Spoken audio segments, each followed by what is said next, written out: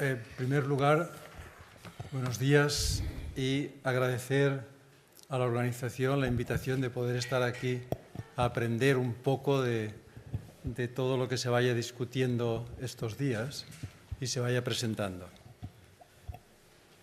Gracias dobles también porque nos ha evitado el sonrojo, Luis, por la presentación, al haberla reducido como toca, porque si no, si se cuenta algo más, me parece me ha gustado, porque lo ha reducido y nosotros podemos empezar ahora. En la primera parte yo quiero hoy dividir en tres temas. Por una parte, hablar brevemente, pero para que quede dicho y quede en el ambiente, recordar las políticas municipales que se han llevado a cabo en la ciudad de Zaragoza. Y naturalmente lo que tengo prepararlo desde Valencia. Estoy también obligado, que es por eso yo de poder aprender con todas vosotras y vosotros, tengo que seguir un poco el discursus de lo que hemos escuchado antes. Eso quiere decir que una parte de lo que yo había escrito en relación con la evolución de los temas ya hemos escuchado anteriormente y seguiríamos en esa línea de la consejera de Participación Ciudadana en el régimen interior, en que ya ha explicado el proceso que ha habido de políticas y desde cuándo se ha empezado con las políticas de juventud en la ciudad y en el Ayuntamiento de Zaragoza. Uno de los cambios que han sido muy importantes en España, en la transición de la dictadura a la democracia, se inicia con las elecciones municipales que comienzan en 1979 y se han ido repitiendo cada 4 años. Como la España democrática, también el Ayuntamiento tuvo que transformar las políticas de juventud y darles a los jóvenes y a las jóvenes el protagonismo que se merecían. Poder ser sujetos activos y no simplemente objetos de control político. Las innovaciones, que yo creo que es lo más innovador que ha habido también en el Ayuntamiento en la ciudad de Zaragoza y en el Ayuntamiento, las innovaciones y los nuevos programas de juventud que se han ido realizando a lo largo de 25 años han ido unidos a los otros cambios que se han ido dando en la ciudad de Zaragoza. Por ejemplo, el Plan General de Ordenación Urbana del 86, el primer plan del 88, los cambios demográficos y la renovación de experiencia de planificación y ordenación de los recursos. También el plan integral, no solo de la ciudad, sino el plan integral de juventud del Gobierno Autónomo de Aragón y del Ministerio de Asuntos Sociales. La elaboración de la renovación del plan de tráfico y transportes, todos aquellos temas que tienen que ver con el topos con la ciudad. Se han tenido en cuenta el plan integral del casco histórico y el plan estratégico y la reforma del Plan General de Ordenación Urbana, 98-2001. Los cambios en la composición de su población, así como los equipamientos y servicios creados. Las reflexiones sobre la importancia de la ciudad. Es la segunda vez que he tenido el honor y tengo que agradecer la posibilidad de escuchar los movimientos que había en relación con ciudad y juventud o con juventud y ciudad. Me estoy refiriendo a las jornadas muy interesantes que sobre ciudad y juventud se realizaron en Zaragoza en 2008. Cada plan joven ha tenido en cuenta las políticas de juventud que se han llevado a cabo anteriormente y ha ido respondiendo con nuevos programas a las nuevas situaciones, como se constató en la evaluación del tercer plan joven, después del cual se renovaron alrededor de un 40% de las acciones y propuestas que había. Se hicieron nuevos programas que se fundamentaban en los cambios cuantitativos y cualitativos que se han dado en la población de Zaragoza y que han repercutido especialmente en su población joven.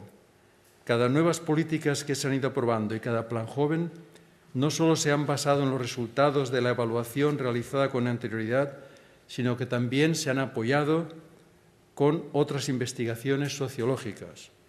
Cabe resaltar la realizada en cooperación con el Servicio de Juventud de la ciudad y un equipo de profesores del Departamento de Psicología y Sociología de la Universidad de Zaragoza. También ha sido muy importante e interesante el que, para preparar el siguiente plan, que sería el cuarto, que durante unos años han estado elaborando, proponiendo actividades, reuniéndose con colectivos que podríamos decir, entre comillas, de afectados, y que era la evaluación y la programación del plan de 2009 previsto a 2011. Resumiendo, podemos afirmar que las políticas de juventud que se han llevado a cabo en Zaragoza van unidas, y eso creemos que es muy importante, van unidas a las políticas de ciudad. Son como la reacción, o han sido como la reacción, a los cambios que se observan en la apropiación del espacio juvenil. De ahí las nuevas respuestas que se han ido ofreciendo en los últimos años a la necesidad de ofrecer planes para la vivienda juvenil, para nuevas actividades en el ámbito del ocio y ayudas para la creación de empleo o la puesta en funcionamiento del Centro de Artes para Jóvenes El Túnel. Y también la mayor importancia que en los últimos años se ha ido dando también a la creación de cauces de participación. Después de esta brevísima, pero quería resaltar dos aspectos. Se ha tenido en cuenta todos los cambios de la ciudad, de lo que se ha querido hacer, se ha evaluado y posteriormente se han ido ofreciendo nuevas propuestas de juventud y se ha iniciado, diríamos, todo lo relacionado con aumentar las posibilidades de participación. Muy brevemente, también siguiendo el discurso anterior, lo hemos escuchado en las palabras de inauguración del rector, que ha hecho hincapié, me llama la atención, en la situación de que la sociedad vive en una sociedad dominada por ha dicho textualmente, por la incertidumbre social. En este contexto, también muy brevemente, para cubrir con el tiempo que tengo, recordar de qué jóvenes hablamos y en qué sociedad estamos viviendo. El concepto que define hoy a la juventud es el concepto de elegir, el concepto de que los jóvenes están obligados a elegir. En la época, en los años 50-60, se luchaba por tener un poco más de libertad, por tener bastante más de libertad. Estoy refiriendo también a la situación en toda Europa. Y ahora, en la situación actual de la sociedad, con ese concepto que muchos de vosotros y vosotras ya conocéis, o sea, todos los estudios y todas las definiciones de la sociedad como una sociedad desde el año 86, del libro publicado en el 86 por Ulrich Beck sobre la sociedad de riesgo. Yo pienso que todos conocéis y lo estáis viviendo el concepto o el paradigma de individualización y más recientemente, que es en relación con lo mismo, la interpretación de esta sociedad que hace Bauman y que también está muy generalizado, de conocer a la sociedad como una sociedad líquida. Lo que hoy vale, se mueve, puede que no valga mañana. Me gustaría resaltar el primer concepto de elección. La sociedad está obligada incluso a ver cómo se lo puede, diríamos en lenguaje coloquial, cómo se lo monta, cómo se lo organiza, sabiendo que muchos de sus proyectos que están viviendo no saben qué futuro, porque el futuro es incierto, y que de ellos mismos depende cómo lo van solucionando. Me gustaría resaltar tres temas, siguiendo en el discurso que ha inaugurado el rector, de tres condicionantes de nuestra vida en la sociedad actual. Uno sería, él hablaba de la incertidumbre en la sociedad, uno es nuestro actuar está marcado, de los jóvenes, pero también de los que estamos aquí, también de todos nosotros está marcado por la inseguridad. Segundo, existe un riesgo constante y aunque intentamos calcular y valorar el alcance de nuestras decisiones, siempre hay sorpresas y nos podemos equivocar. Y tercero, elemento de que nos puede ayudar a recordar la sociedad actual en que vivimos y también cuando hablamos de jóvenes, de que jóvenes afectados por este tercer punto también, nuestro comportamiento y nuestras actuaciones están influenciadas por los cambios que se dan en la confianza que nos merezcan los estilos y estándares de vida hoy y mañana, hoy vigentes y mañana pueden estar anticuados. Opiniones, juicios, valoraciones que hoy nos dan confianza y mañana pueden estar out. En este ámbito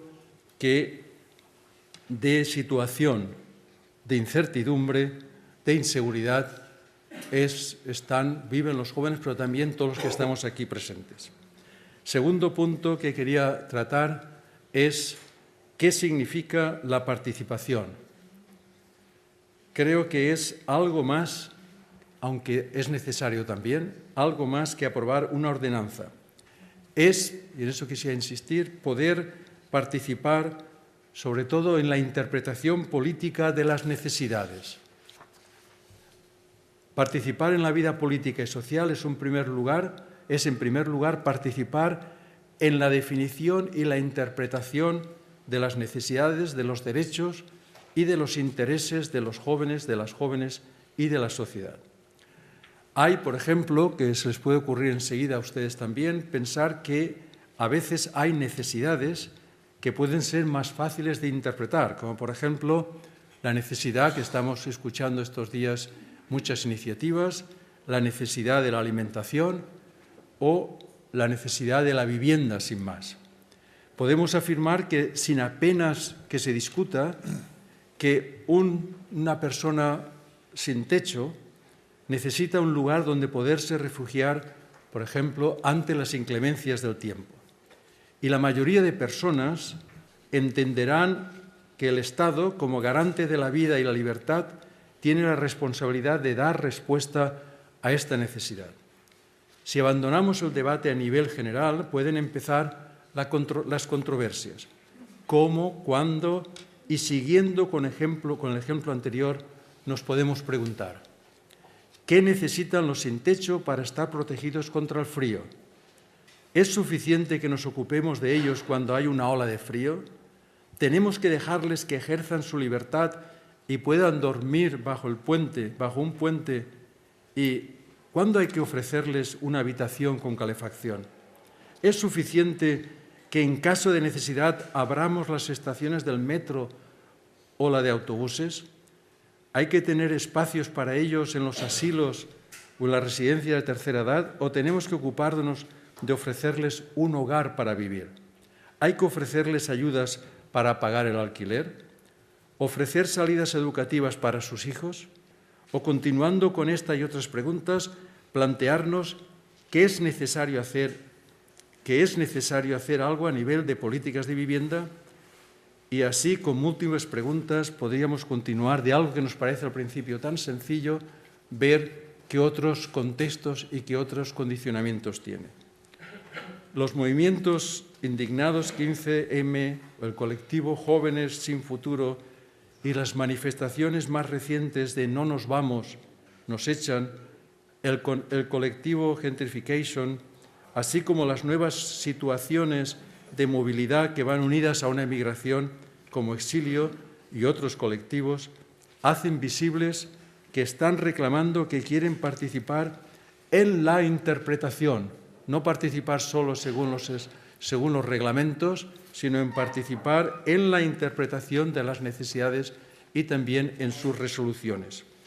Las exigencias de que hay que dar respuesta a las necesidades están interrelacionadas entre sí y muestran que su definición y urgencia depende del poder que tienen los interlocutores para conseguir que las definiciones de necesidades que hacen sean escuchadas y traducidas en políticas, en decisiones que se traduzcan en leyes, en planes, en reglamentos. Esto es, que no sean respuestas transitorias momentáneas.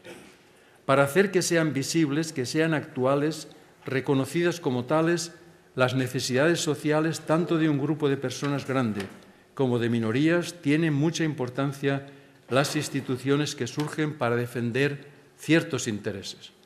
Podemos hablar de asociaciones, las instituciones creadas para representar a los ciudadanos, como partidos políticos, sindicatos, etcétera, y las posibilidades que tienen o consiguen o se les ofrece de participar en la toma de decisiones.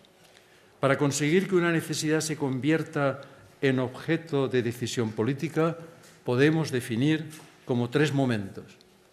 Habrá un cuarto, un quinto, puede haber. Después me imagino que en las preguntas, o en sus, más que preguntas, en su participación, también en el debate de hoy sobre estos temas, ustedes opinen.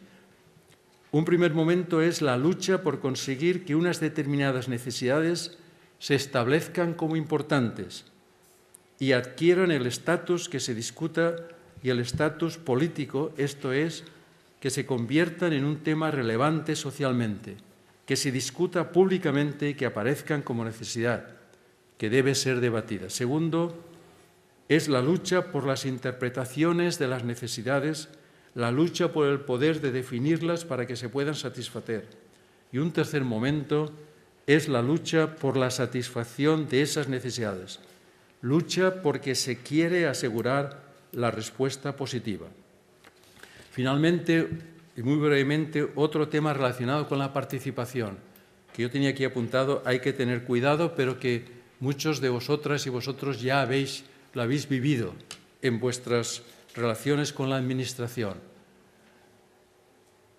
Suele haber siempre, cuando uno va con unas pretensiones a debatir con el Ayuntamiento, con la Comisión, con las comisiones correspondientes o a nivel estatal, siempre hay que tener un cuidado especial con el discurso de los llamados expertos o expertas. Ustedes van o vosotros vais a una reunión con nosotros decimos en Valencia, con la consejera, quiero acertarlo, o con la concejal o la concejala, y les plantean una solución para su barrio, para su centro de juventud, para sus actividades como jóvenes, para sus problemas, y habitualmente el peligro que existe es que inmediatamente aparezcan los expertos. Yo he tenido experiencia de esta situación haciendo la evaluación de un plan FEDER de rehabilitación de un barrio en Pamplona, donde la participación era fundamental. Además, estaba en el proyecto que se había hecho de FEDER, de cambio, alrededor del río y de una serie de edificios. Nuestro trabajo no era tanto escuchar y ver qué pasaba en esas reuniones de participación de asociaciones con los responsables políticos, sino que nos dimos cuenta que el peligro gravísimo que existía era cuando se pedía que viniera el asistente o la trabajadora social, el psicólogo, o que vinieran a tratar con los ayuntamientos. Y vimos que uno de los trabajos nuestros era reunirnos anteriormente para intentar que no fuera lo más importante el valor del abogado, es que en la normativa tal, el ingeniero, es que eso no se puede hacer, el que, etcétera, etcétera. Los expertos en las relaciones con las asociaciones, con los grupos que quieren presentar al responsable o a la responsable política la actuación, era ver cómo se relaciona el saber del experto, que puede ser también un psiquiatra, que puede ser un psicólogo, que puede ser la trabajadora social o que puede ser, diríamos desde un punto de vista, que ese cambio no se puede hacer porque pasa por allí un problema que es verdad, un problema de paso de electricidad o situaciones de agua del ingeniero, etcétera, o situaciones de tráfico, y esto lo estamos viviendo, por eso quería hacer esta referencia, también lo estamos viviendo ahora en la dejadez por parte del Gobierno del Partido Popular en temas candentes, pasarlos primero a que vayan rompiendo y a decir, no, es que esto es un tema que los expertos sobre el plan de jubilaciones o en cualquier plan están pasándole, no diríamos al experto concreto, que es necesario. O sea, yo creo que la consejera o el concejal o la concejala necesita también que alguna de esas peticiones no se rechacen solo por la opinión del experto, del ingeniero, del abogado de todos los que actúan en un trabajo en relación con el ayuntamiento, que le va poniendo sus fronteras, que algunas de ellas pueden ser muy graves, entonces hay que debatir. A ver, pero ahora lo tenemos en relación con también la situación a nivel de Estado. Y eso me facilita pasar al tercer punto que quería tratar con vosotras y vosotros o con ustedes.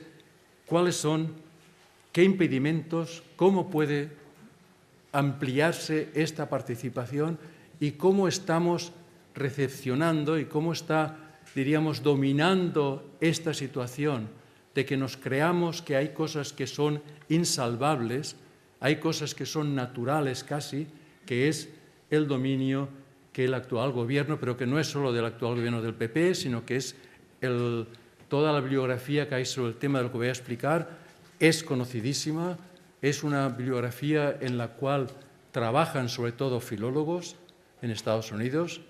Los que estáis aquí en movimientos sociales sabéis la importancia que ha tenido Chomsky y la importancia que tiene, lo que voy a hablar ahora, que tiene también un filólogo como es Lakoff. Entonces yo quiero pasar ahora a hacer referencia con lo que nosotros estamos viviendo ahora en la sociedad española, porque claro, todo lo que hablemos de juventud y todo lo que hablemos también de participación tiene que ver con un factor importante. Hablamos antes de todos los colectivos o movimientos que en los últimos años han tenido una importancia muy grande y continúan teniendo. He visto también que me pareció, les felicité a los organizadores en el programa, que hay un momento en que pueden participar muchos de estos colectivos, que va a ser interesante cómo lo están viviendo y con qué dificultades. Hablar desde aquí es más fácil decir cómo acceder a ese poder, pero hemos viendo, ahora a posteriori, estamos viendo algunas de las dificultades de poder tener más presencia política y menos presencia policial que está impidiendo que estos colectivos puedan tener acceso no solo a presentar sus interpretaciones de la situación en España, sino que también puedan ser interlocutores. No me has dicho todavía nada, pero voy a estar 2 o 3 minutos, porque esto es más conocido. Me gustaría solo insistir que se trata de que en el movimiento neoliberal, sobre todo de los republicanos, hay que pensar inmediatamente en Austin, en Texas, en toda esta situación. Es muy importante, como está haciendo también en este momento el gobierno del Partido Popular, es que no se trata de iniciativas cualquiera, sino todo lo que se está vendiendo en la situación actual en España son iniciativas estratégicas. Lakoff, Chomsky, también habla de mí, son filólogos que dominan todo el lenguaje, que estudian ese lenguaje. Es el pensamiento conservador planea conseguir sus objetivos a largo plazo y para ello crea, como muy bien ha planteado Lakoff, el marco conceptual adecuado para que gran parte de los ciudadanos consideren necesario y, sobre todo, inevitable las políticas que se aplican. Sin querer dar ninguna lección a todos los movimientos, porque están luchando, o sea, en los temas, y también a todos los otros partidos políticos que no son el Partido Popular, habría que recordarles que no se trata del momento de una medida. Los conservadores, los neoconservadores, van a largo plazo. Ya empezaron, el pensamiento neoliberal los ha ido creando a lo largo de mucho tiempo, desde después de la Segunda Guerra Mundial, y especialmente a partir de la primera crisis importante en Europa de los 70.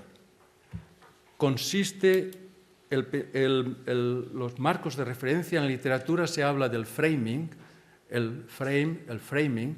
El marco de referencia son estructuras mentales que conforman nuestra forma de ver el mundo, nuestras metas y nuestros planes. Los marcos forman parte del inconsciente colectivo, individual y colectivo. No podemos acceder a ellos conscientemente, salvo por sus consecuencias y a través, sobre todo, del lenguaje. Ha calado que no podemos hacerlo todo. No hay dinero.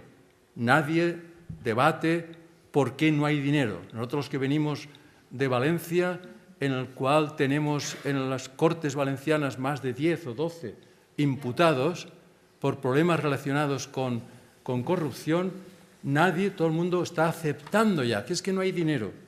Está consiguiendo los neoconservadores que sus recortes y privatizaciones aparezcan como lo más evidente, natural y necesario. No es nada. Cuando los marcos de referencia, los framing, se aceptan, se les considera inamovibles, inevitables y además cuasi naturales. Brevemente, si van viendo, ustedes tendrán más ejemplos, porque además tienen experiencia, han estudiado en estas facultades, donde también es importante el tema de la participación, por lo que he escuchado esta mañana. A todo esto habría como 3 o 4, yo creo que en el lenguaje coloquial se llama mantra también, no sé, es una cosa preciosa. Es algo que ya no se discute. Teóricamente hablamos de framing, de marcos de referencia. Por ejemplo, un marco de referencia que ya es casi como inamovible, no, tenemos nosotros la culpa de que hemos vivido por encima de nuestras posibilidades. Eso ya no lo debate nadie. Y sin embargo, eso no es verdad. O está el otro marco de referencia de los neoconservadores de siempre, lo privado siempre es superior y mejor que lo público. Entonces aquí en medio está la pregunta: ¿quién no desea y cómo se consigue? ¿Qué es lo que se consigue? Si tú estás poniendo como el marco de referencia más importante en la vida que lo privado siempre es superior, pues reduces al máximo el sector público. La escuela privada es mejor que la escuela pública. La pregunta es: ¿quién no desea la mejor escuela para sus hijos? La sanidad privada es más barata, no está nada fundamentado en ningún estudio. Sobre todo lo hemos visto ahora en relación con todo el movimiento de batas blancas, todo el movimiento de la medicina en Madrid, en la Comunidad Autónoma de Madrid. No está demostrado. ¿Quién desea gastar más de lo necesario?, se pregunta. O sea, son los argumentos a través de los cuales, y esto sería mi última propuesta hoy, de que analicemos que los grupos, quizás una pretensión muy pedante, seguro, de que los grupos no es que nosotros lo sepamos mejor, sino que los grupos y los colectivos que están luchando, sobre todo, lo más importante, por la definición estratégica de las necesidades, que sepan que no solo es hablar de medidas concretas, sino que hay que elaborar marcos de referencia que sepamos, que se suponga que con eso todo el mundo lo va a aceptar. Lo privado siempre está al más. Las empresas privadas funcionan mejor que las públicas. Aquí hemos puesto como ejemplo, Bankia sería un ejemplo, el Díaz Ferrán, etcétera, etcétera. Se privatiza la gestión del sector público, regular la situación del déficit económico, no gastar más de lo que no se tiene. ¿Quién no sigue estas en su caso de vida privada? ¿Quién no sigue esto? Pero claro, que se acepte el primer marco de referencia, el primer framing, no se puede hacer otra cosa porque si no, no nos prestan. Yo no quiero, pero no hay otra solución.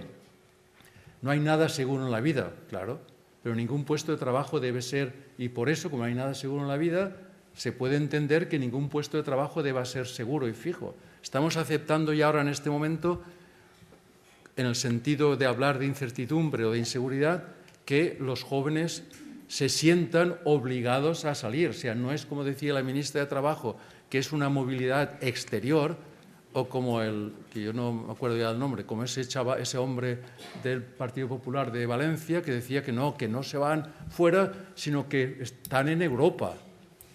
Y claro, entonces, eso está, o sea, la importancia, ya me quedaría yo, se quedara, Ya termino. Gracias. Otro marco de referencia que todos los que estamos aquí, todos los que estáis aquí, lo habéis vivido en vuestra vida. El esfuerzo personal es la base de toda mejora. Claro, ¿quién no quiere mejorar? Pero esto no puede conseguir para que se vayan autoculpabilizando de que la nota, aunque digan que la nota, yo me gustaría saber qué notas ha sacado en su vida o qué ha estudiado, porque no está nada claro qué notas ha sacado en su vida el señor Wert. Yo me atrevo a nombrarlo porque a la entrada ya me han recordado que no nos olvidemos del señor Wert. Y lo último, lo dejo aquí solo en pantalla y, si me permites, ya le paso. Sí, pasa. Muchas gracias. Gracias,